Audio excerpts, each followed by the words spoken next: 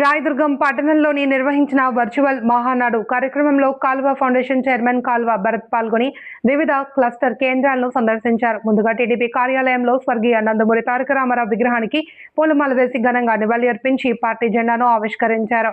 మహానాడు కార్యక్రమాలు విజయవంతంగా నిర్వహించేందుకు సాంకేతిక ఏర్పాట్లను పరిశీలించి అవసరమైన సూచనలు చేశారు. ఈ కార్యక్రమంలో పార్టీ నాయకులు, కార్యకర్తలు పెద్ద సంఖ్యలో హాజరయ్యారు.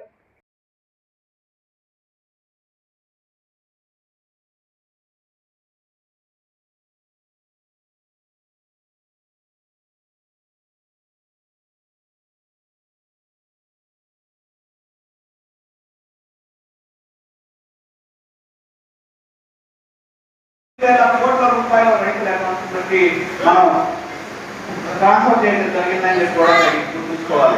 అదేవిధంగా ఇవాళ ఈ రాష్ట్రంలో 2014-19లో రైతు పంటకి గిట్టుబాటు ధర లేకపోతే మొక్కజొన్నకు డబ్బులు ఇచ్చాం, మిర్చికి డబ్బులు ఇచ్చాం.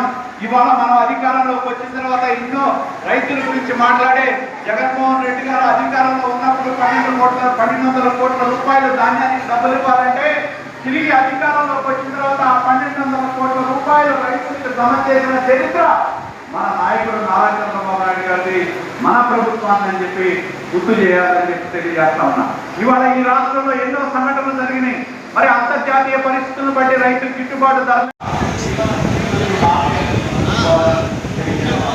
ఎందుకంటే మనం అనంతపురం జిల్లాలో అలాగే రాయలసీమ రాష్ట్రంలో ఇవాళ అధిక రాబడి వచ్చే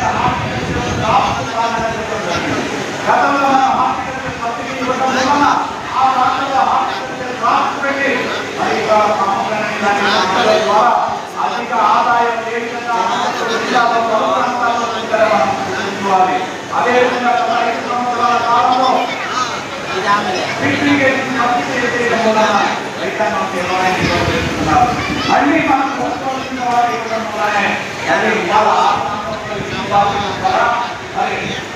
చిత్తశుద్ధితో రైతులను ఆదుకోవాలన్న ఉద్దేశంతో ఈ 23 నెలల కాలంలో 1200 కోట్ల రూపాయల పైబడి ఈ రాష్ట్రంలో గత 5 సంవత్సరాల ఆందోళన రైతులు పోరాటం చేశారు.